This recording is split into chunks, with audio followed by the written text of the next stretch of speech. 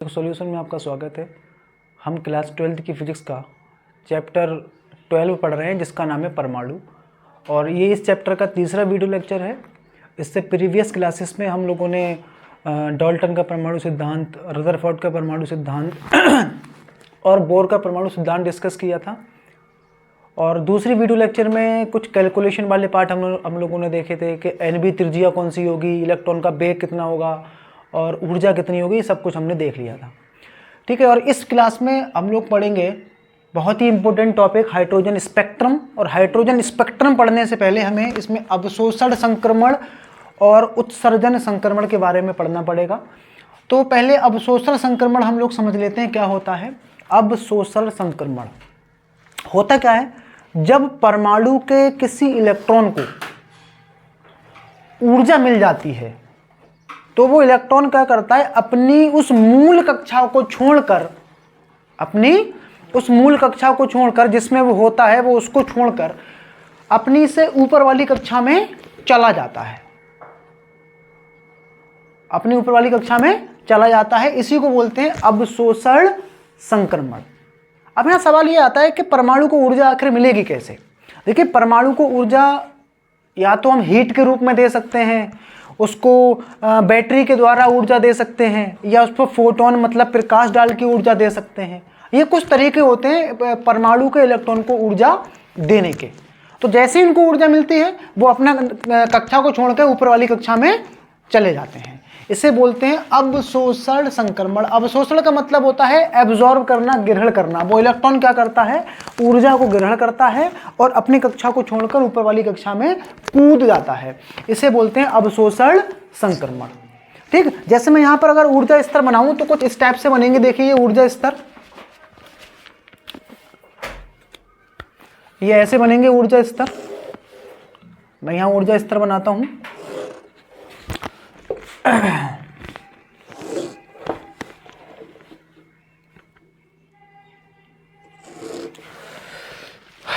ऊर्जा स्तर, ये देखिए पहला ऊर्जा स्तर है, ये पहला ऊर्जा स्तर है।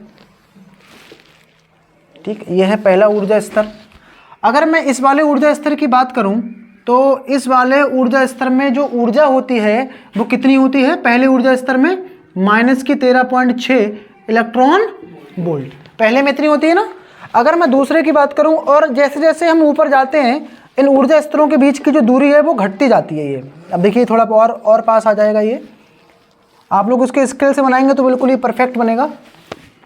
ये है हमारा दूसरा ऊर्जा स्तर, और इस दूसरे ऊर्जा स्तर की जो ऊर्जा होती है वो कितनी होती है? -3.4 इलेक्ट्रॉन वोल्ट।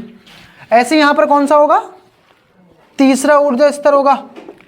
तीसरा ऊर्जा स्तर होगा यहाँ पर तीसरा होगा n = 3, और यहाँ पर ऊर्जा कितनी होती है? -1.8 इलेक्ट्रॉन वोल्ट, है ना। इससे प्रीवियस वीडियो में ये कैसे निकालते हैं मैंने आपको बताया था।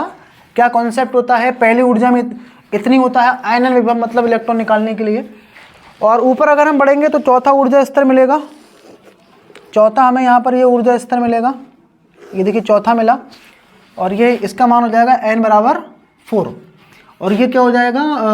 माइनस का ये 0.5 होता है शायद, ये 0.5 होता है, ये हो जाएगा 0.8 इलेक्ट्रॉन वोल्ट।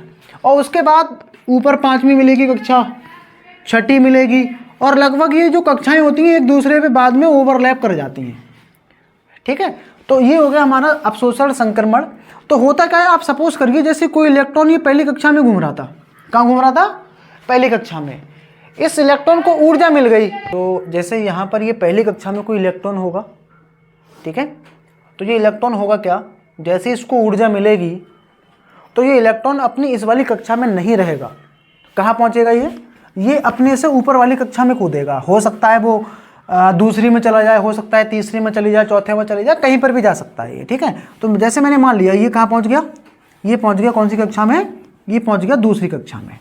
ठीक है, अब कोई इलेक्ट्रॉन ये दूसरी में घूम रहा होगा, वो मान लेते हैं कहाँ पहुँच गया? चौथी में। ऊर्जा मिलने के बाद में ये पहुँच गया चौथी में। अब जैसे कोई इलेक्ट्रॉन ये था पहली में था, वो पहुँच गया डायरेक्ट तीसरी में ऊर्जा मिलने के बाद में। तो इसे हम क्या बोलेंगे? इसे बोलेंगे अवशोषण संक्रमण। क्या बोलेंगे इसको? अवशोषण संक्रमण। तो क्या होता है अवशोषण संक्रमण? जब किसी परमाणु के इलेक्ट्रॉन को ऊर्जा दी जाती है या ऊर्जा मिलती है तो वह ऊर्जा को अवशोषित करके क्या करता है, अपनी मूल कक्षा से उच्च कक्षा में कूद जाता है। इसे हम क्या बोलते हैं? अवशोषण संक्रमण। ठीक है, क्या बोलते हैं इसको? अवशोषण संक्रमण। मतलब जिसमें होगा वो, वहां से जब उसको ऊर्जा मिलेगी तो कहाँ कूदेगा? वो ऊपर कूदेगा। तो इसमें लिख लेते हैं हम लोग, क्या लिखेंगे? जब आप ये डायग्राम बनाने के बाद में उसके नीचे लिखेंगे जब किसी परमाणु के इलेक्ट्रॉन को ऊर्जा मिलती है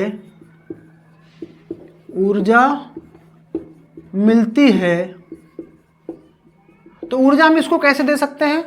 इसको गर्म कर सकते हैं। गर्म देंगे तो ऊष्मीय ऊर्जा के रूप में इसको ऊर्जा मिलेगी। ठीक है, ये इस पे प्रकाश डालेंगे तो फोटोन के रूप में इसको ऊर्जा मिलेगी। अगर हम ये दो काम भी नहीं कर सकते तो तीसरा काम हमें क्या करना पड़ेगा? परमाणु को हम वोल्टेज दे देंगे बैटरी से जोड़ के, तब भी इसको क्या मिल जाएगी?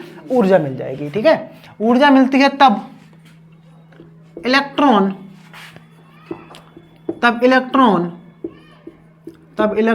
अपनी मूल कक्षा का मतलब जो उनकी रियल थी, जहां पर वो घूम रहे थे, उसे बोलेंगे मूल कक्षा से उच्च ऊर्जा स्तर लिख सकते हैं आप। उच्च ऊर्जा स्तर में क्या होते हैं? कूद जाते हैं।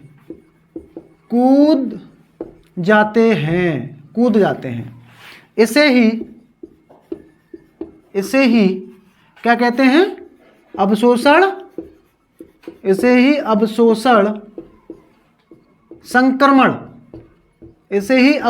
संक्रमण कहते हैं। तो ये हो गया हमारा अवशोषण संक्रमण।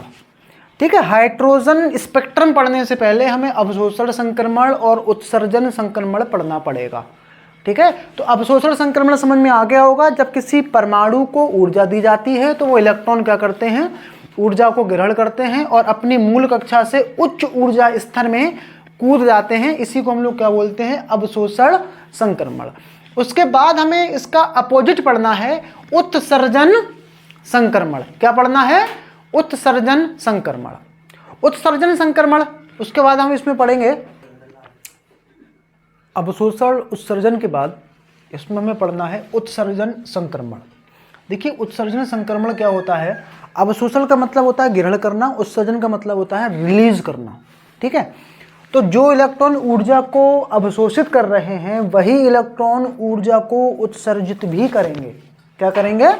उत्सर्जित भी करेंगे। मतलब जैसे ये वाला इलेक्ट्रॉन जो था, ये कूद के कहाँ गया था? दूसरे ऊर्जा स्तर में। तो होगा क्या? यहाँ इलेक्ट्रॉन बहुत ही कम टाइम के लिए रुकेगा और दोबारा से ये कहाँ लौट आएगा? यहाँ से कहाँ लौट के आएगा? दोबारा से अपनी मूल अवस्था में लौट के आएगा। जैसे ये यहाँ पहुँच के ये यहाँ पर पहुँच गया था, ये दोबारा से कहाँ लौट के आएगा? अपनी इस वाली कक्षा में। अब ये यहाँ चला गया था, ये दोबारा से कहाँ आएगा? लौट के यहाँ जाएगा। इसको हम लोग बोलते हैं उत्सर्जन संक्रमण।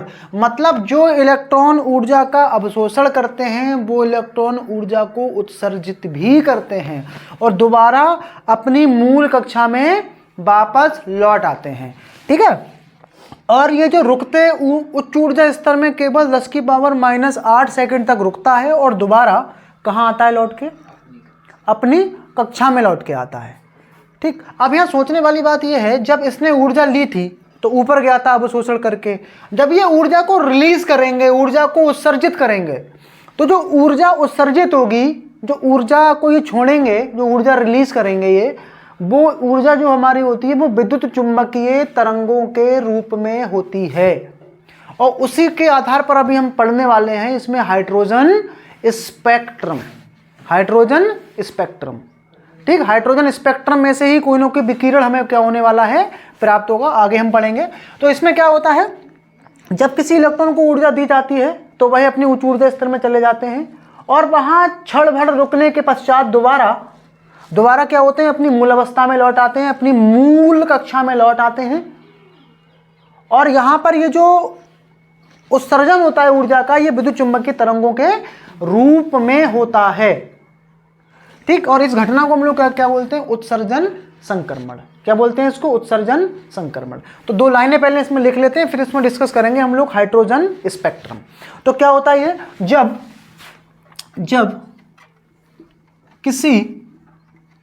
जब किसी परमाणु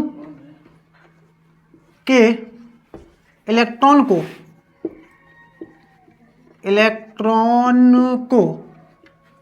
को ऊर्जा मिलती है, तब वह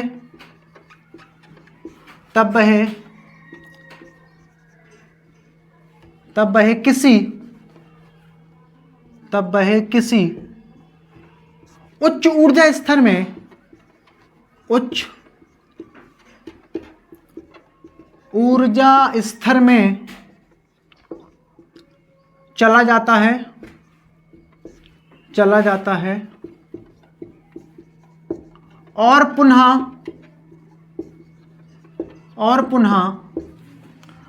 ऊर्जा को उत्सर्जित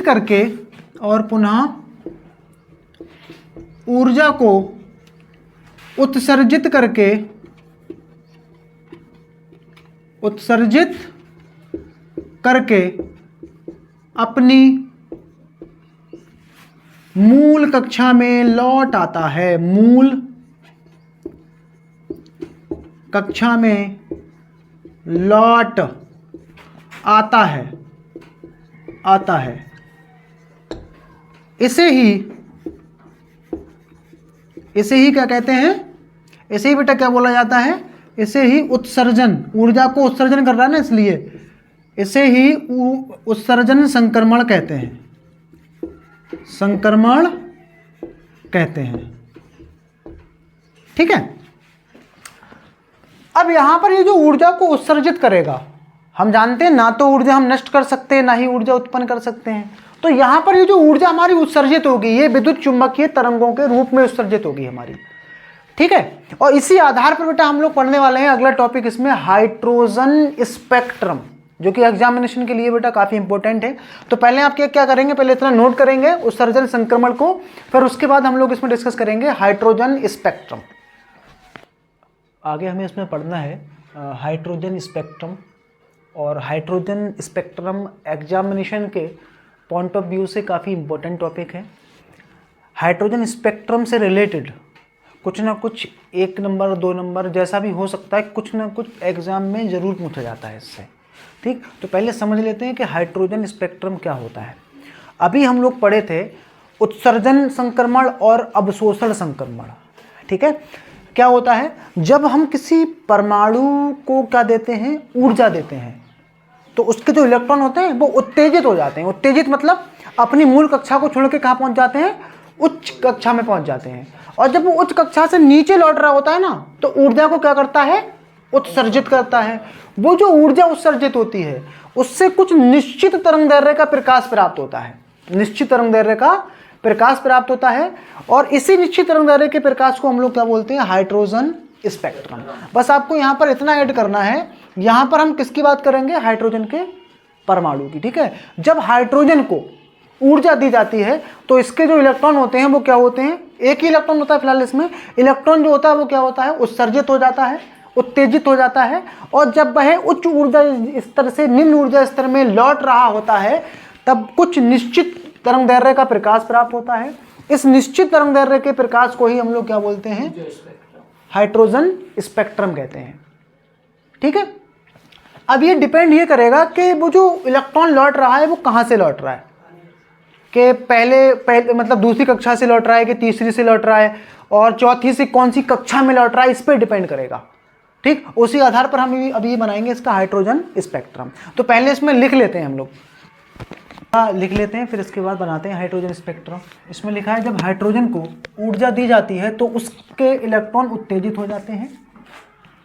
जब ये इलेक्ट्रॉन जब उत्तेजित होंगे इलेक्ट्रॉन तो कहाँ पहुंचेंगे? उच्च ऊर्जा स्तर में। जब ये उच्च ऊर्जा स्तर से निम्न ऊर्जा स्तर पर आते हैं तो निश्चित तरंग दैर्ध्य का प्रकाश प्राप्त होता है, और इस तरंग दैर्ध्य के प्रकाश के समूह को ही हम लोग क्या बोलते हैं? Hydrogen spectrum.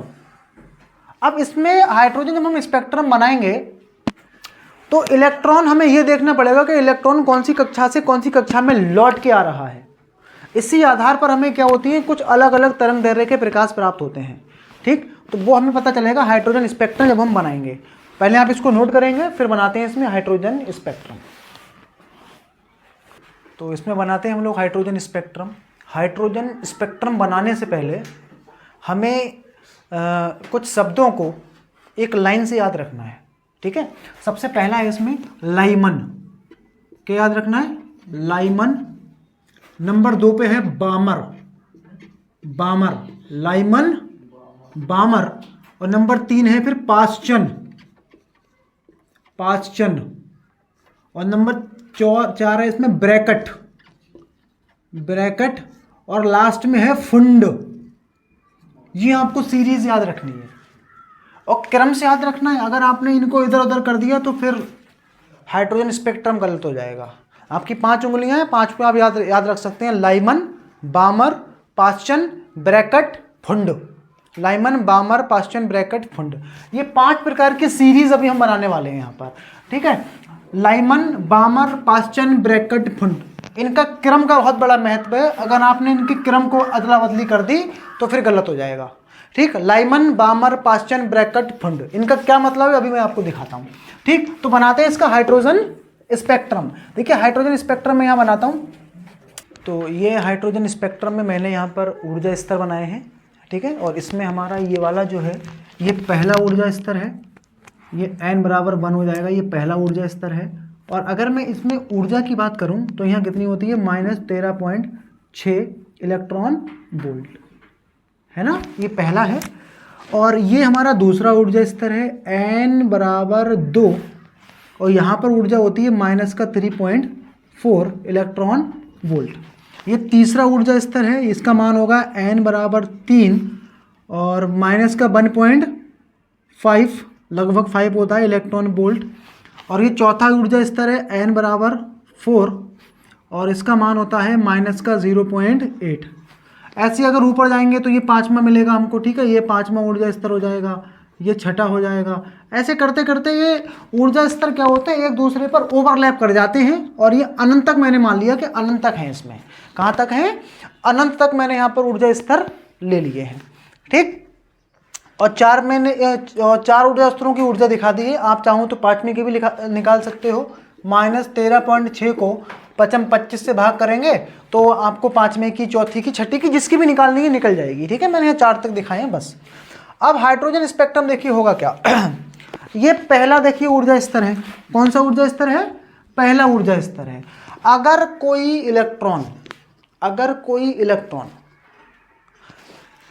कहीं से भी घूम घाम के, कहां से आया वो?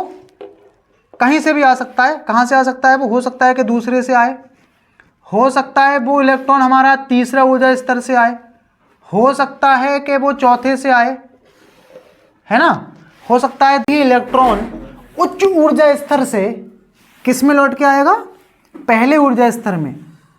तो हमारी जो सीरीज प्राप्त होगी, जो श्रेणी प्राप्त होगी, उसे बोलेंगे लाइमन। क्या बोलेंगे उसको? लाइमन। कौन सी सीरीज? लाइमन। और लाइमन सीरीज प्राप्त होगी और ये जो पराबैंगनी क्षेत्र में प्राप्त होगी। कौन से क्षेत्र में? पराबैंगनी में। ये पराबैंगनी क्षेत्र में प्राप्त होगी। इसकी जो तरंग दैर्ध्य होगी वो पराबैंगनी के समान होगी। तो अगर कोई इलेक्ट्रॉन उच्च ऊर्जा स्तर से, किसी भी उच्च ऊर्जा स्तर से पहली कक्षा में अगर लौट के आता है तो कौन सी सीरीज प्राप्त होगी हमको? लाइमन। उसको क्या बोलेंगे? लाइमन। ठीक, कहीं से भी आ सकता है, दूसरे से, तीसरे से, चौथे से, 5वें से, 6ठे से, 7वें से, किसी से भी आ सकता है ये। ठीक है, अगर कोई इलेक्ट्रॉन उच्च ऊर्जा स्तर से कहां पर आया लौट के? दूसरे में। कहां से आया लौट के? दूसरे में लौट के आया। ये उच्च ऊर्जा स्तर से दूसरे में लौट के आता है। ये उच्च ऊर्जा स्तर से किधर लौट के आता है? दूसरे में। अगर पहले में आएगा तो लाइमन, और अगर ये दूसरे में लौट के आएगा तो इसको क्या बोलेंगे? बामर। ये सीरीज को हम लोग बोलेंगे बामर। इसीलिए मैंने आपको ये बोला था कि ये क्रम से याद रखने हैं, एक क्रम से याद रखने हैं। अगर एक उच्च ऊर्जा स्तर से पहले में आएगा लाइमन बोलेंगे, पराबैंगनी क्षेत्र में प्राप्त होगा। ये आगे है ये अपना बामर, बामर, और ये प्राप्त होता है हमारा दृश्य में। किस में प्राप्त होता है? दृश्य में, विजिबल लाइट में ये प्राप्त होगा। तो बामर जो सीरीज होती है, बामर जो श्रेणी होती है, जब कोई इलेक्ट्रॉन उच्च ऊर्जा स्तर से दूसरे ऊर्जा स्तर में लौट के आता है तो उसको बामर बोलते हैं। ठीक है, आगे फिर अगर कोई इलेक्ट्रॉन तीसरे में आकर रुक जाए, किस में आकर रुक जाए? तीसरे में। देखो ये है, तो तीसरे से कहाँ से आ सकता है? ये चौथे से आएगा, हो सकता है पांचवें से आए, हो सकता है छठे से आए, हो सकता है सातवें आठवें से, कहीं से भी आ सकता है। ये हो गया, देखो ये हो गया कौन सा वाला? ये कौन सी हो गई हमारी? पाँचचन। ये कौन सी हो गई? पाँचचन। ये सीरीज हो गई हमारी पाँचचन। और ये जो प्राप्त होती है ये हमारी अवरक्त क्षेत्र में प्राप्त होती है। अवरक्त किस में होती है प्राप्त? अवरक्त में प्राप्त होती है ये। अगर कोई इलेक्ट्रॉन उच्च ऊर्जा स्तर से तीसरे ऊर्जा स्तर में लौट के आता है तो पाँचचन सीरीज प्राप्त होगी हमें, पाँचचर श्रेणी। उसके बाद आगे बढ़ते हैं, उसके बाद चौथे के लिए निकालते हैं। अगर कोई इलेक्ट्रॉन हमारा चौथे में आके रुक जाता है, चौथे में आके रुक जाता है, देखो तो कहाँ से आएगा? पहला पाँचवें से, फिर छठे से, सातवें आठवें से, कहीं से भी आ सकता है ये। लेकिन शर्त यह है उसको आना कहाँ है? लौट के चौथे वाले में लौट के आना है। तो हमारी सीरीज कौन सी प्राप्त होगी? ब्रैकेट। कौन सी प्राप्त होगी? ब्रैकेट। ब्रैकेट प्राप्त होगी। और ये भी हमारा अवरक्त प्रकाश में ही प्राप्त होगा। किसमें? अवरक्त क्षेत्र में। अगर कोई इलेक्ट्रॉन कहीं से घूम घाम के किस में आता है? ये आता है बेटा पाँचवें में, पाँचवें में आता है। ऊपर से किसी भी ऊर्जा स्तर से लौट के अगर पाँचवें में आता है तो हमारी सीरीज कौन सी प्राप्त होगी? इसमें सीरीज हमारी प्राप्त होगी फुंड। ये हमारी फुंड प्राप्त हो गई इसमें, फुंड। और ये भी हमारा अवरक्त क्षेत्र में ही प्राप्त होगा। ठीक, तो ये बन गया हमारा क्या? Hydrogen spectrum. ठीक है, इसीलिए मैंने आपको बोला था कि इनको आपको एक क्रम से याद रखना है, लाइमन, बामर, पाँचचन, ब्रैकेट, फुंड। ठीक है, जो लाइमन होगा, जब कोई इलेक्ट्रॉन उच्च ऊर्जा स्तर से पहले ऊर्जा स्तर में लौटेगा तो हमारी लाइमन सीरीज प्राप्त होगी। और ये पराबैंगनी क्षेत्र में प्राप्त होती है, अल्ट्रावायलेट रेस के अंतर्गत। और अगर कोई इलेक्ट्रॉन उच्च ऊर्जा स्तर से कहाँ लौट के आता है? दूसरे ऊर्जा स्तर में, तो बामर सीरीज प्राप्त होगी दृश्य क्षेत्र में। अगर कोई इलेक्ट्रॉन उच्च ऊर्जा स्तर से तीसरे में लौट के आता है तो पाँचचन, चौथे में लौट के आता है तो ब्रैकेट, और अगर पाँचवें में लौट के आता है तो फुंड सीरीज हमको यहाँ पर प्राप्त होने वाली है। तो यह है हमारा हाइड्रोजन स्पेक्ट्रम। इसी पे हमें आगे कुछ न्यूमेरिकल्स करने हैं और इन्हीं से हमारे जो भी एग्जाम में क्वेश्चन वगैरह पूछे जाते हैं। ठीक, तो पहले आप इसको ड्रॉ करेंगे, फिर हम लोग इसमें आगे बढ़ते हैं। और हाँ, एक चीज़ इसमें और, ये जैसे जैसे हम ऊपर जा रहे हैं ये ऊर्जा स्तर का बढ़ता हुआ क्रम है। कौन सा है ये ऊर्जा का, ये ऊर्जा क्या हो रही है? लगातार यहाँ पर ऊपर जाने पर बढ़ रही है। ठीक, ऊपर जाने पर ऊर्जा क्या हो रही है? ये बढ़ रही है। पहले आप इसको, इसमें ये जो पहली रेखा होती है इसको बोलते हैं अल्फा, इस वाली को बोलते हैं बीटा, और इस तीसरी वाली को बोलते हैं गामा। ठीक है, अल्फा, बीटा, गामा। तो पहले आप इसको ये नोट कर लें, फिर आगे हम लोग इन सीरीज़ के बारे में डिस्कशन करते हैं। तो इसमें सबसे पहली सीरीज़ है हमारी लाइमन श्रेणी। तो लाइमन श्रेणी हमारी कब प्राप्त होती है? जब कोई इलेक्ट्रॉन किसी ऊंचे ऊर्जा स्तर से कहाँ लौट के आता है? पहले ऊर्जा स्तर में लौट के आता है। तब उत्सर्जित जो स्पेक्ट्रम की जो रेखाएं होती हैं वो किस में प्राप्त होती हैं? हमारी पराबैंगनी भाग में प्राप्त होती हैं। ठीक, और यहाँ पर जो लाइमन सीरीज है उसके लिए जो n1 का जो मान होगा वो 1 होगा। क्यों 1 होगा? क्योंकि जो रेखाएं होती हैं वो कहाँ से लौट के आती हैं? उच्च ऊर्जा स्तर से पहले में लौट के आती हैं। तो n1 का मान 1 हो जाएगा। और n2 का मतलब ये रेखाएं ये इलेक्ट्रॉन कहाँ से लौट के आ सकता है? दूसरे से, तीसरे से, चौथे से, पाँचवें से, ये n2 का मान होगा। ठीक, बामर श्रृंखला हमारी क्या होती है? जब कोई इलेक्ट्रॉन किसी ऊंचे ऊर्जा स्तर से दूसरे में लौट के आता है तब उत्सर्जित इलेक्ट्रॉन स्पेक्ट्रम की जो रेखाएं होती हैं वो हमारी दृश्य भाग में प्राप्त होती हैं। और यहाँ पर जो हमारा n1 का जो मान होगा वो 2 से स्टार्ट होगा। n1 का मान हमारा 2 होगा और n2 का जो मान होगा, इससे ऊंची कक्षा कौन सी होगी? तीसरी होगी, चौथी, पाँचवीं, छठी, ये सब हो सकता है। ठीक है, तो n2 का मान क्या होगा? बामर के लिए 2, 3, 4, 5 3, 4, 5 हो सकता है, और n1 का मान क्या होगा? 2 होगा। तीसरी हमारी इसमें पाश्चन, जब कोई इलेक्ट्रॉन किसी ऊंची ऊर्जा स्तर से तीसरी कक्षा में लौट के आता है तब उत्सर्जित स्पेक्ट्रम की जो रेखाएं होती हैं वो अवरक्त में प्राप्त होती हैं, और यहाँ पर जो n1 की वैल्यू होगी वो 3 होगी, और n2 का जो मान होगा 4, 5, 6 एंड सो ऑन, कुछ भी हो सकता है। उसके बाद ब्रैकेट है, जब कोई इलेक्ट्रॉन ऊंची ऊर्जा स्तर से चौथे ऊर्जा स्तर में लौट के आता है तब जो स्पेक्ट्रम जो प्राप्त होता है वो हमारा कहाँ प्राप्त होता है, अवरक्त भाग में प्राप्त होता है। और ब्रैकेट के लिए जो n1 का मान होगा वो 4 होगा, और n2 का जो मान है वो 4, 5, 6 कुछ भी हो सकता है, सॉरी 5 से स्टार्ट होगा और कुछ भी हो सकता है। फुंड में क्या होगा, फुंड में जब कोई इलेक्ट्रॉन किसी ऊंचे ऊर्जा स्तर से 5वें में लौट के आता है तब जो प्रकाश प्राप्त होता है वो हमारा किस में प्राप्त होता है, अवरक्त में। और यहाँ पर जो n1 की वैल्यू होगी 5 होगी, और n2 का जो मान है वो 6, 7, 8 कुछ भी हो सकता है। अभी हम इन पे न्यूमेरिकल्स करेंगे तब ये वैल्यूज हमें लगानी पड़ेंगी। आप सपोज करिए जैसे लाइमन सीरीज में हमसे पूछा गया कि प्रथम तरंगदैर्घ्य की लंबाई बताइए क्या होगी, तो प्रथम तरंगदैर्घ्य कहाँ से आएगी। देखो n1 का मान लाइमन के लिए फिक्स रहेगा 1 है, ऐसे ही बामन के लिए n2 का मान 2 फिक्स रहेगा, n1 का मान फिक्स रहेगा, लेकिन n2 का मान चेंज होगा, ये रिक्वायरमेंट के अकॉर्डिंग क्या हमसे पूछा गया है। अगर प्रथम रेखा के लिए पूछेगा तो प्रथम रेखा कहाँ से आएगी, n2 2 लगा देंगे माइन। चौथी के लिए पूछा गया है तो पहली यहाँ से, दूसरी यहाँ से, तीसरी यहाँ से, तो n2 का मान हमें 5 लगाना पड़ेगा। ये डिपेंड करेगा कि हमसे कौन सी रेखा की तरंगदैर्घ्य पूछी गई है। ठीक, इस पर न्यूमेरिकल करते हैं फिर और अच्छे से ये समझ में आएगा। तो पहले आप इसको नोट करेंगे, फिर इस पर पहला क्वेश्चन हम लोग करते हैं। क्वेश्चन नंबर 1 है लाइमन श्रेणी की H अल्फा रेखा की तरंगदैर्घ्य क्या होगी, या इस क्वेश्चन को एग्जाम में आपसे ऐसे भी पूछ सकता है, लाइमन श्रेणी की सबसे बड़ी बोले या प्रथम बोले रेखा की तरंगदैर्घ्य क्या होगी।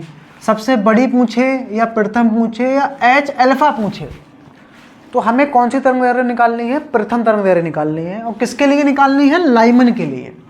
तो देखिए इस टाइप के क्वेश्चंस को हम लोग कैसे सॉल्व करते हैं, एक क्वेश्चन आप अच्छे से कर लें, उसके बाद जितने भी इस प्रकार के क्वेश्चन होंगे सभी आप कर लेंगे।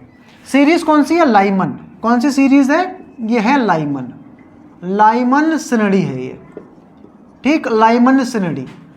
अब जब ये लाइमन श्रेणी है तो n1 की वैल्यू कितनी होती है, इसमें 1 होती है ना, n1 की वैल्यू 1 होती है। और n2 के जो मान हैं वो हमारे हो सकते हैं 2 हो सकता है, 3 हो सकता है, 4, 5 कुछ भी हो सकता है, लेकिन हमें सब तो लगाने नहीं है। हमें ये क्वेश्चन के अकॉर्डिंग कोई एक मान n2 का पिक करना है, एक मान पिक करना है और लैम्डा का मान निकालना है। फॉर्मूला कौन सा लगाना है हमें, 1/लैम्डा, और ये होता है z²r, और बटे में कितना आ जाएगा ये 1/n1 का स्क्वायर माइनस 1/n2 का स्क्वायर। ये हम लोगों ने प्रूफ निकाला था ऊर्जा अंतराल में, इसको बोलते हैं रिडबर्ग समीकरण। और ये हाइड्रोजन स्पेक्ट्रम के लिए हम लोग पढ़ रहे हैं, तो हाइड्रोजन के लिए जो Z का परमाणु, जो हाइड्रोजन का परमाणु क्रमांक होता है वो 1 होता है। अब हम 1 की स्क्वायर करेंगे तब भी 1 आएगा, 1 की गुणा Z से R से करेंगे तो यहाँ से क्या होगा, हमारा ये हट जाएगा। ठीक, तो मैंने यहाँ से इसको क्या कर दिया, हटा दिया, तो कुल मिला के R बचेगा। अब जितने भी हम क्वेश्चन करेंगे उसमें Z आपको यूज़ नहीं करना है, क्योंकि हाइड्रोजन स्पेक्ट्रम हम पढ़ रहे हैं, और हाइड्रोजन के लिए जो परमाणु क्रमांक होता है वो 1 होता है। 1 की गुणा करेंगे इससे तो Z हट जाएगा यहाँ से। ठीक, तो लैम्डा की वैल्यू हमें ज्ञात करनी है यहाँ पर 1/लैम्डा। आप चाहो तो R का मान लगा लेना, R का मान आपको एग्जाम में भी पेपर में भी दिया होता है, या फिर इतना मान होता है ये 10⁷, ये R का मान होता है रिडबर्ग नियतांक, मैंने आपको बताया था।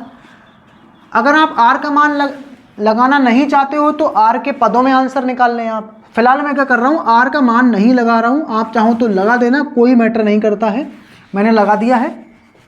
ठीक, R का मान यहाँ फिलहाल नहीं लगाया, आप चाहो तो लगा देना यहाँ पर 1/n1 की वैल्यू कितनी है 1 का स्क्वायर।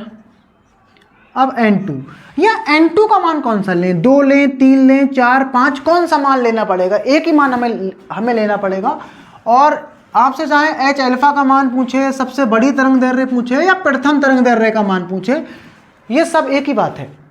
ठीक, जो प्रथम रेखा होती है वो सबसे बड़ी होती है, जो सबसे बड़ी होती है वो उसको H अल्फा लिखते हैं। ठीक है, अब सबसे बड़ी या पहली, अब देखो इसका मान तो फिक्स हो गया ये, ठीक है। अब पहली रेखा हमारी कहाँ से आएगी, दूसरे वाले ऊर्जा स्तर से, दूसरी कहाँ से आएगी, तीसरी में से, तीसरी कहाँ से आएगी, चौथे में से। तो हमें प्रथम की निकालनी है। प्रथम के लिए कौन सा मान लगाना पड़ेगा मुझे, n का यहाँ पर वैल्यू लेनी पड़ेगी 2। क्या लेनी पड़ेगी, 2। ऐसे हमसे पूछा द्वितीय रेखा का मान, तो पहली यहाँ से आती, दूसरी यहाँ से, 3 हो जाता मान। चौथी के लिए पूछता तो यहाँ से पहली मिलती, यहाँ से दूसरी, यहाँ से तीसरी, फिर 5 लगा देते मान, ठीक है। तो यहाँ कितना लगेगा, 2 का स्क्वायर। मैंने 2 का स्क्वायर लगा दिया, 1 लैम्डा इक्वल टू r। तो ये हो जाएगा 1 बटे में 1/4। इसका लासा ले लेते हैं, 1 लैम्डा, ये बाहर है r, इसका लासा आ जाएगा 4 माइनस 1, यहाँ बचेगा। तो यहाँ पर ये आ जाएगा 1 lambda equal to 3r/4, 3r। तो लैम्डा का वैल्यू हो जाएगा ये r/3r। तो ये आ गया हमारा आंसर, ये आ गया हमारा आंसर। अगर आप चाहें तो यहाँ r का मान लगा देना, तो हमारा पूरा आंसर ये आ जाएगा, ठीक है। तो मैंने यहाँ r का मान नहीं लगाया है, जो कि इतना होता है। ये भी आंसर सही है, r का मान लगा देंगे वो भी आंसर हमारा सही होगा, ठीक। तो ये क्वेश्चन आपके समझ में आ गया होगा। दूसरा सवाल हम लोग करते हैं। इसमें सवाल है, इसमें बामर श्रेणी की सबसे बड़ी तरंग दैर्घ्य निकालनी है। इस पर बामर सीरीज के लिए हमें ज्ञात करना है। कैसे निकालेंगे बामर के लिए, सीरीज हमारी कौन सी है, बामर है। कौन सी सीरीज है, बामर श्रेणी, बामर श्रेणी। अब जब बामर श्रेणी है तो n का मान क्या होता है, लाइमन के बाद आती है बामर। n1 का मान हो जाएगा 2, और n2 का मान हम क्या क्या ले सकते हैं, 3 ले सकते हैं, 4 है, 5 है, 6 है, एंड सो ऑन, कुछ भी लिया जा सकता है। ये डिपेंड करता है कि हमें क्वेश्चन में कौन सी रिक्वायरमेंट है। तो हमें क्या निकालनी है, सबसे बड़ी तरंग दैर्घ्य, लैम्डा की वैल्यू निकालनी है दोबारा से। और सबसे बड़ी जो तरंग दैर्घ्य होती है वो पहली तरंग दैर्घ्य होती है। जितना हम आगे बढ़ते हैं तरंग दैर्घ्य की लंबाई कम होती जाती है, पहली तरंग दैर्घ्य सबसे बड़ी होती है, ठीक है। तो यहाँ निकालते हैं 1/λ इक्वल टू r, यहाँ हो जाएगा 1/n1 स्क्वायर बटे में 1/2 n2 स्क्वायर। तो 1/λ ऐसे ही रखेंगे, r को ऐसे ही रख देते हैं, और n1 की वैल्यू कितनी हो जाएगी, 2 का स्क्वायर, माइनस सबसे बड़ी तरंग दैर्घ्य प्रथम होगी। प्रथम के लिए मान कितना लगेगा, 3 लगेगा, 3 का स्क्वायर। तो 1/λ इक्वल टू r, और यहाँ आ जाएगा 1/4 माइनस के 1/9। इसका लासा ले लेते हैं, तो r बराबर लासा आ जाएगा इसका 36। तो यहाँ हो जाएगा 9 माइनस के 4, 9 माइनस के 4 हो जाएगा। यहाँ चल रहा है हमारा 1/λ। तो 1/λ इक्वल टू r, यहाँ बचेगा 5 बटे में 36। तो लैम्डा बराबर कितना हो जाएगा, 36 बटे में 5r। या तो आप यहीं पर इसका आंसर छोड़ सकते हो, कोई दिक्कत नहीं, बिल्कुल सही है ये। अगर आप चाहते हो कि मैं इसको r का मान लगा दूं, r का मान भी आप यहाँ लगा सकते हो 5। r का मान कितना होता है, 1.095 गुणा 10 की पावर 7, 10 की पावर 7 होता है ये। तो इसका हटा देते हैं पॉइंट, यहाँ 3 जीरो बढ़ जाएंगे, 3 जीरो बढ़ गए यहाँ पर। तो इसको काट देते हैं, कितने बार में कटेगा ये, 1800 बार में कट जाएगा ये।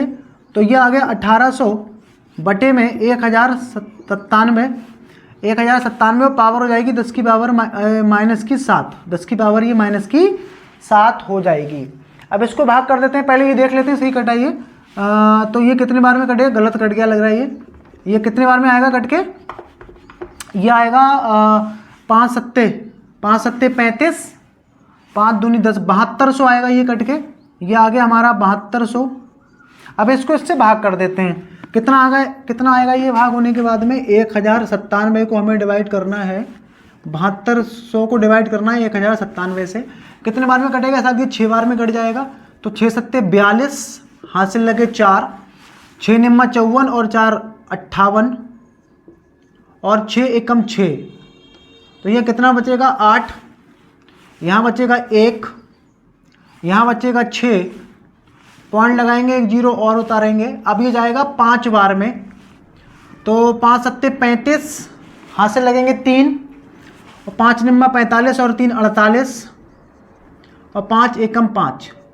अब कितना बचेगा, यहाँ पर बचेगा 5, यहाँ पर बचेगा 9, यहाँ पर बचेगा 9 बचेगा यहाँ पर, और यहाँ पर बचेगा 6। तो फिर से जीरो बढ़ा देंगे, अब कितने बार में जाएगा ये, दोबारा से 6 बार में चला जाएगा। कितना आएगा ये 6582। कितना बचेगा, घट गई ये 6 और यहाँ रह जाएगा 3, फिर से 0 बढ़ेंगे, ये 3600 हो गया है हमारा। अब ये कटेगा 2 बार में, तो इतना आ जाएगा ये 6.562 गुणा 10 की पावर माइनस के 7। ये फिलहाल अभी मीटर में आएगा, लेकिन अगर हम इसको चाहें तो 6562 एंगस्ट्रॉम में भी इसका मान लिख सकते हैं। ठीक, तो आप मीटर में भी छोड़ सकते हो, एंगस्ट्रॉम में भी छोड़ सकते हो, या इसको यहाँ पर भी छोड़ सकते हैं। ठीक है, मैंने इसलिए करा के दिखाया। ये हो सकता है ये एमसीक्यूज में क्वेश्चन आए और हमसे ये ना देके आर का मान भी लगवा दे, तो ऐसे इसको सॉल्व करके हम लोग निकाल लेंगे। तो ये होगी इसकी प्रथम रेखा की तरंग दैर्ध्य। क्वेश्चन आपके समझ में आ रहे होंगे। तीसरा सवाल हम लोग करते हैं इसमें। हमारा तीसरा सवाल है, इसमें लिखा है हाइड्रोजन स्पेक्ट्रम में बामर श्रेणी की द्वितीय रेखा की तरंग दैर्ध्य रिडबर्ग नियतांक आर के पदों में ज्ञात करना है हमें। ठीक, तो कैसे लगाएंगे इस क्वेश्चन को, इस क्वेश्चन को हम लोग कैसे करेंगे। और इसमें ये तीसरा क्वेश्चन है हमारा बामर श्रृंखला के लिए हमें दे रखा है, किसके लिए, बामर श्रेणी है, बामर श्रेणी। अगर हम बामर श्रेणी की बात करें तो n1 की वैल्यू कितनी होती है, लाइमन के बाद बामर आती है, 2 होगा मान। ठीक, और n2 की वैल्यू क्या क्या हो सकती है, n2 की वैल्यू होगी 3 होगी, 4 होगी, 5, कुछ भी हो सकती है इसके बाद, है ना। तो हमें यहाँ निकालनी है दूसरी रेखा की तरंग दैर्ध्य, लैम्डा का मान निकालना है और आर के पदों में निकालना है, मतलब आर का मान नहीं लगाना है हमें। ठीक है, तो क्या करेंगे, यहाँ पर हम लोग फॉर्मूला लगा देंगे 1/लैम्डा और यहाँ क्या हो जाएगा आर 1/n1 स्क्वायर माइनस के 1/n2 स्क्वायर। तो 1/लैम्डा ऐसे ही रहेगा, आर का मान नहीं लगाना है, आर के पदों में निकालना है, रख देते हैं 1/n स्क्वायर। n1 का मान कितना है, 2 का स्क्वायर आ जाएगा यहाँ पर। अब द्वितीय रेखा की निकालनी है। द्वितीय रेखा, प्रथम के लिए मान कितना होगा 3, द्वितीय के लिए मान कितना हो जाएगा 4, तो 1/4 का होल ऑफ स्क्वायर। तो यहाँ हो जाएगा आर 1/4 माइनस के 1/16, इसका लासा ले लेंगे हम लोग, लासा आ जाएगा 16, यहाँ आएगा 4, यहाँ आएगा 1, तो r 3/16, इसको लिख देंगे 3r बटे में 16 1/लैम्डा। तो लैम्डा की वैल्यू कितनी हो जाएगी 16/3r, और यही हमारा क्या है, यही हमारा क्या हो जाएगा, आंसर हो जाएगा। ठीक है, आर के पदों में ही हमें इसका आंसर निकालना था, जो कि हमारा ये है। ठीक, उसने बोल के दिया था। चौथा क्वेश्चन हम लोग करते हैं इसमें। नेक्स्ट क्वेश्चन है बामर श्रेणी की द्वितीय रेखा की तरंग दैर्ध्य 4860 एंगस्ट्रॉम है। तब हमें ज्ञात करना है इसमें पहला पार्ट रिडबर्ग नियतांक का मान ज्ञात करना है और बामर श्रेणी की प्रथम रेखा की तरंग दैर्ध्य ज्ञात करनी है। प्रथम रेखा की तरंग दैर्ध्य और क्या निकालना है हमको, और इसमें रिडबर्ग नियतांक का मान ज्ञात करना है। वैसे रिडबर्ग नियतांक का मान हमें पता होता है, बट इस प्रॉब्लम के आधार पर, इस न्यूमेरिकल के आधार पर, इस सवाल के आधार पर हमें ज्ञात करके दिखाना है। ठीक, तो कैसे निकालेंगे इसमें तो इसको कैसे सॉल्व करेंगे। इसमें लैम्डा की वैल्यू हमें दे रखी है, कितनी है 4860 एंगस्ट्रॉम में है ये। इसको चेंज कर लेते हैं, मीटर में कितना आ जाएगा ये 4860 गुणा 10 की पावर माइनस के 10 मीटर में आ जाएगी ये वैल्यू। ठीक है, मीटर में आ चुकी है ये। तब हमें इसमें ज्ञात करना है रिडबर्ग नियतांक आर का मान हमें ज्ञात करना है। किसका मान ज्ञात करना है, आर का मान। पहला पार्ट सॉल्व करते हैं, क्या होता है 1/लैम्डा इक्वल टू आर, और यहाँ लगा देंगे 1/n1 स्क्वायर बटे में 1/n2 स्क्वायर। ये कौन सी रेखा की तरंग दैर्ध्य दी है, दूसरी रेखा की तरंग दैर्ध्य दी है, किसमें, बामर में। तो 1/लैम्डा का मान कितना है 4860 गुणा 10 की पावर माइनस के 10, इसको ऐसे ही लिख देते हैं। आर की वैल्यू हमें फाइंड करनी है, निकालनी है। n1 बामर के लिए n1 का मान 2 होता है, तो 2 का स्क्वायर लगा देंगे, और दूसरी रेखा की तरंग दैर्ध्य दी है, तो 3 और 4 कितना हो जाएगा मान, यहाँ पर लगा देंगे 4 का होल ऑफ स्क्वायर। तो यहाँ हो जाएगा 1/4860। अब चाहें तो इसकी पावर को ऊपर ले जाएं, 10 की पावर 10 हो जाएगी ये, तो ये हो जाएगा 10 की आर, और यहाँ बचेगा 1/4 1/16। इसका लासा ले लेंगे 10 की पावर 10 4860, और यहाँ हो जाएगा आर, इसका लासा ले लिया हमने कितना 16, तो यहाँ 4 - 1 आ जाएगा, 10 की पावर 10, यहाँ हो जाएगा 4860 इक्वल टू R3 और ये 16। क्रॉस गुणा कर देंगे, क्रॉस गुणा करने पे यहाँ कितना आ जाएगा, ये 16 गुणा 10 की पावर 10, यहाँ आ जाएगा 4860 और ये 3 इसके बटे में आ जाएगा, यहाँ पर ये 3 बटे में आएगा equal to R, equal to कितना आ जाएगा, ये R आ जाएगा, इक्वल टू R आ जाएगा ये, ठीक है। और एक काम करते हैं, इसको थोड़ा छोटा कर लेते हैं, ये कट के 8 आ जाएगा और यहाँ पर 2 4 3 और काट लेते हैं इसको, अभी 2 से और कट जाएगा, ये 2 से और काट देते हैं, यहाँ 4 आएगा कट के, यहाँ 12 और 15, यहाँ बचेगा 4 गुणा 10 की पावर 10, इसकी इससे गुणा करा देते हैं, 12 3 36 यानी 3645 आ जाएगा ये, और इक्वल टू R। एक काम करते हैं, 10 की पावर 10 है, 3 जीरो इसको दे देते हैं, तो ये हो जाएगा 4000, यहाँ पावर बचेगी 10 की पावर 7 और ये हो जाएगा 3645 इक्वल टू R। जब हम 4000 को इससे भाग देंगे तो ये हमारा आ जाएगा 1.97 और गुणा 10 की पावर 7 और ये आता है मीटर इनवर्स में। तो ये आ गया हमारा किसका मान, R की वैल्यू निकल के आ गई, इसमें किसकी वैल्यू निकल के आ गई, R की वैल्यू। और हमसे इसमें क्या पूछा था, प्रथम तरंग दैर्ध्य का मान पूछा था, तो प्रथम तरंग दैर्ध्य हम लोग निकाल लेते हैं इसमें, दूसरा पार्ट यहाँ यही सॉल्व कर लेते हैं। तो प्रथम पार्ट ये हमारा हो चुका है, R का मान लगाना नहीं था, निकालना था न्यूमेरिकल के अकॉर्डिंग, R का मान ये आ चुका है।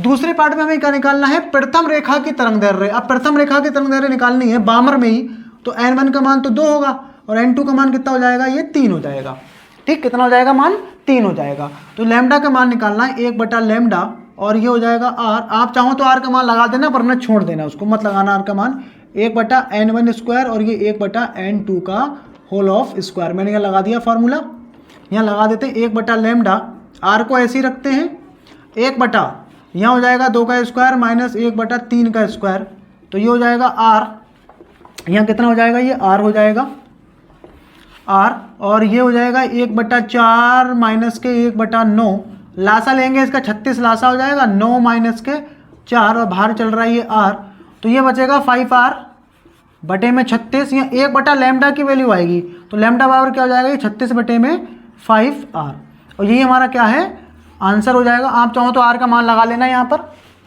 ठीक, R का मान लगाएंगे और उसको सॉल्व करेंगे तो लैम्डा का मान आपको मिल जाएगा। फिलहाल ये भी लैम्डा का मान सही है, ठीक। आगे हम लोग इसमें करते हैं नेक्स्ट क्वेश्चन। अगला सवाल है, हाइड्रोजन के प्रथम बोर कक्षा की त्रिज्या A0 है, तीसरी बोर कक्षा की त्रिज्या हमें ज्ञात करनी है। प्रथम की त्रिज्या दे रखी है और तीसरी की हमें ज्ञात करनी है। कैसे करेंगे इस क्वेश्चन को, इसमें हमें हाइड्रोजन की प्रथम बोर त्रिज्या R1 की वैल्यू हमें दे रखी है, कितनी है, ये A0, कितनी है, A0, और तीसरी कक्षा की निकालनी है, किसका मान निकालना है, R3 का मान निकालना है। अच्छा, पहली कक्षा के लिए अगर हम बात करें तो n1 का मान 1 हो जाएगा, n1 का मान 1 होगा, और तीसरी के लिए पूछ रहा है n3 का मान कितना हो जाएगा, 3 हो जाएगा। यही तो मतलब है, n1 1 और n3 का मान 3 हो जाएगा यहाँ पर। और हम जानते हैं, हमने एक फार्मूला इसमें पढ़ा था जब प्रूफ कर रहे थे, हम जानते हैं, क्या जानते हैं, कि जो Rn होता है ये समानुपाती होता है किसके, n स्क्वायर के। R समानुपाती किसके होता है, n स्क्वायर के। जो त्रिज्या होती है वो n के समानुपाती होती है। तब हम यहाँ से लिख सकते हैं R1 बटे में R3 इक्वल टू, फिर ये क्या हो जाएगा, n1 बटे में n3 का होल ऑफ स्क्वायर।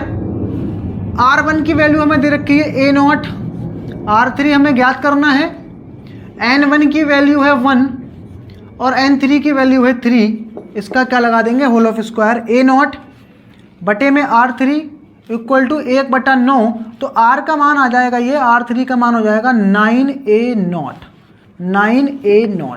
तो यही हमारा क्या है, आंसर हो जाएगा। इसी की तरह एक अगला क्वेश्चन और लिखा है इसमें, हाइड्रोजन के प्रथम बोर कक्षा की त्रिज्या 0.5 एंगस्ट्रॉम है, तृतीय बोर कक्षा की त्रिज्या निकालनी है। बिल्कुल सेम सवाल है इसी की तरह, तो इसको बिल्कुल इसी के सिमिलर हम लोग करेंगे। बिल्कुल 2 कॉपी सवाल है। R1 की वैल्यू कितनी है? R1 की वैल्यू है हमारे यहाँ पर 0.5 एंगस्ट्रॉम और R3 की वैल्यू हमें फाइंड करनी है। तो N1 कितना हो जाएगा? N1 1 हो जाएगा। N3 कितना हो जाएगा? तीसरी कक्षा में 3 हो जाएगा। ठीक है, हम जानते हैं, क्या जानते हैं? हम जानते हैं, क्या जानते हैं? जो R होता है वो समानुपाती N स्क्वायर के होता है। ये जब प्रूफ कर रहे थे तब निकाला था हम लोगों ने। ठीक, तो यहाँ से लिख सकते हैं R1 बटे में R3, तो ये हो जाएगा N1 बटे में N3 और इस पूरे का क्या? Whole of square. R1 का मान है 0.5 एंगस्ट्रॉम, चेंज करने की आवश्यकता नहीं है इसको। R3 और N1 कितना है? N1 1 हो जाएगा। 3 कितना हो जाएगा? ये स्क्वायर लगा देंगे 0.5 बटे में R3 इक्वल टू 1/9। क्रॉस गुणा करेंगे तो R3 इक्वल टू आ जाएगा ये 9 इंटू 0.5 गुणा करेंगे 9 पंजे 45 4.5 एंगस्ट्रॉम। तो ये आ गई इसकी क्या? तृतीय कक्षा की त्रिज्या निकल के आ गई। ठीक है, तो ऐसे हम लोग इसमें सॉल्व कर लेंगे।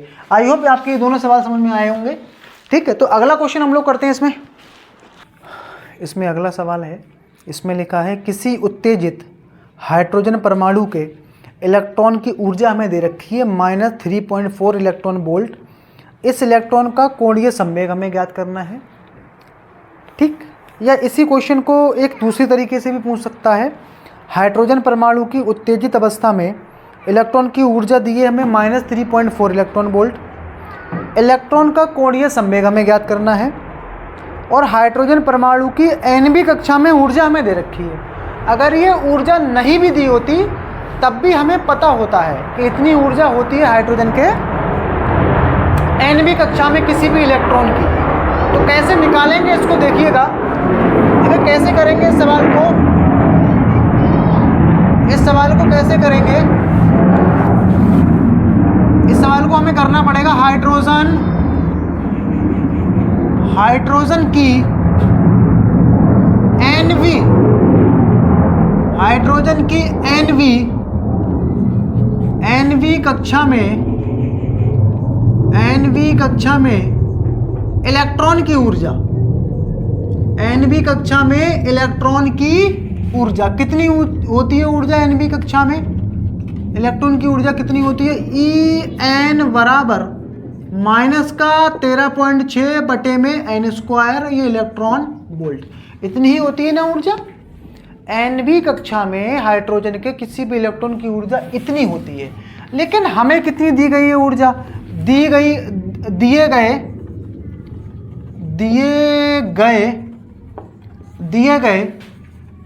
इलेक्ट्रॉन की Nवी कक्षा में ऊर्जा, Nवी कक्षा में ऊर्जा, हमें जो इलेक्ट्रॉन दे रखा है उसकी ऊर्जा हमें दे रखी है। हमें नहीं पता कि कौन सी कक्षा में घूम रहा है वो, तो इसको भी हमने क्या मान लिया? En मान लिया है। और इसकी खुद की ऊर्जा कितनी दी है हमें? -3.4 इलेक्ट्रॉन वोल्ट। सही है। अब ये दोनों मान En बराबर है, तो हम क्या करेंगे? इन दोनों को समीकरण, इसको चाहो तो इक्वेशन 1, इसको चाहो तो इक्वेशन 2 आप मान सकते हैं। तो यहाँ से मैं क्या लिखूंगा? समीकरण 1 व 2 से,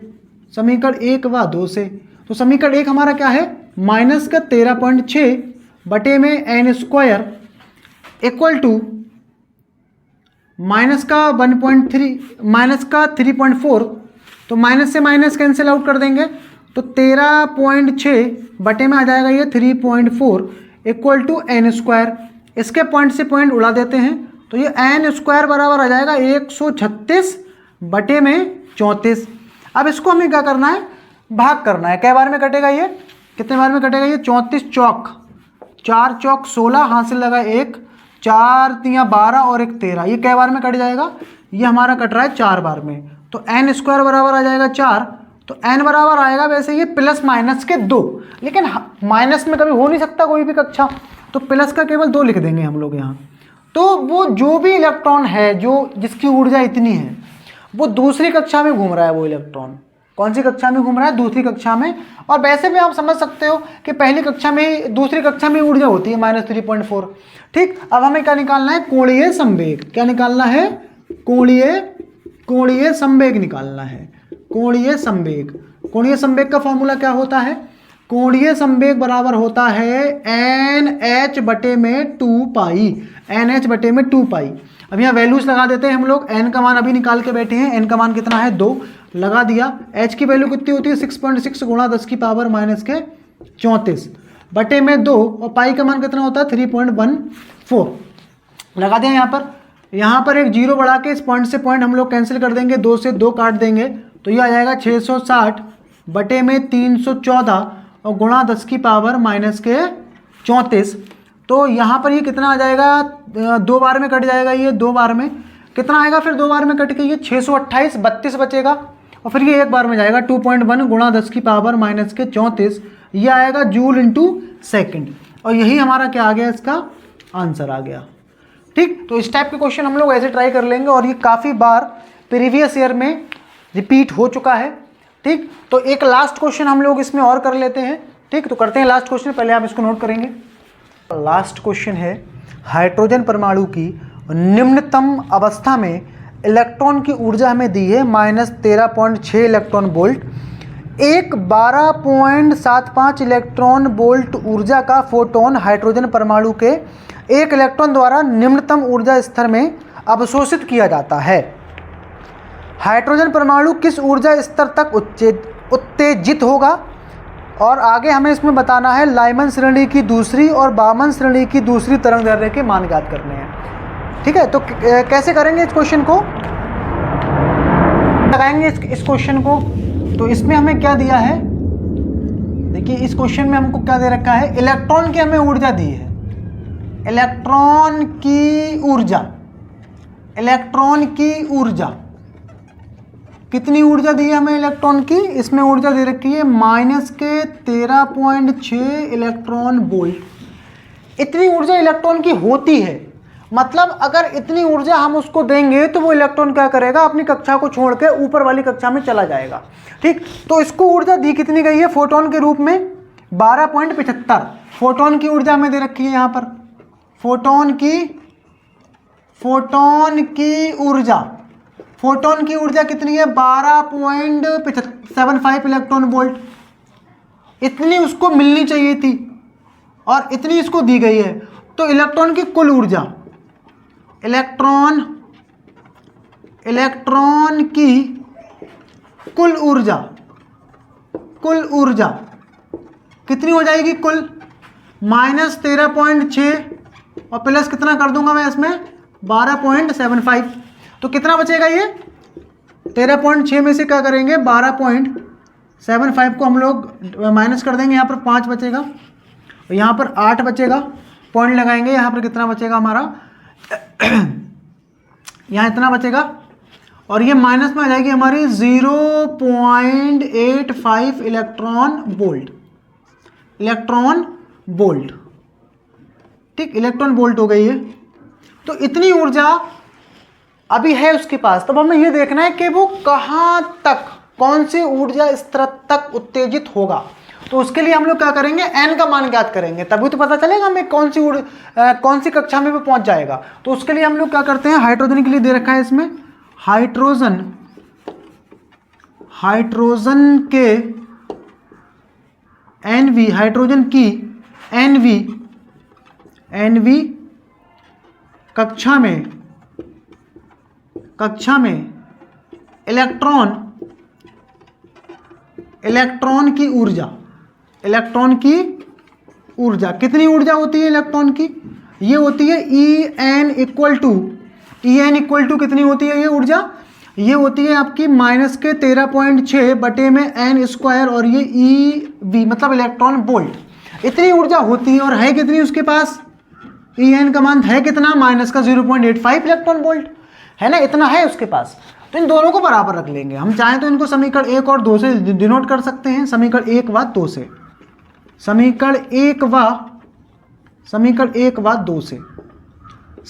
व 2 से तो क्या करेंगे, -0.85 इक्वल टू -13.6 बटे में n स्क्वायर, तो माइनस से माइनस कैंसिल आउट, तो n स्क्वायर बराबर आ जाएगा ये 13.6 बटे में 0.85, यहाँ पॉइंट के बाद 2 अंक यहाँ 1 है, 0 बढ़ा के पॉइंट से पॉइंट कैंसिल कर देते हैं, तो 13 160 और ये 85 कै बार में कटेगा, इसको काट देते हैं, देखते हैं कितना आता है कट के। ये 85 से हमें डिवाइड करना है, 85 एकम 85, यहाँ बचेगा 1, यहाँ बचेगा 5, यहाँ कटेगा ये 8 पंजे 8 छंग 6 बार में, 16 बार में पूरा कट जाएगा, ये 16 आएगा। तो n स्क्वायर यहाँ √16, वैसे प्लस माइनस 4 आएगा लेकिन माइनस हमारे काम का नहीं है तो केवल 4 हम लिखेंगे। मतलब वो जो इलेक्ट्रॉन है, इलेक्ट्रॉन यहाँ लिख देंगे, इलेक्ट्रॉन चौथी ऊर्जा स्तर तक उत्तेजित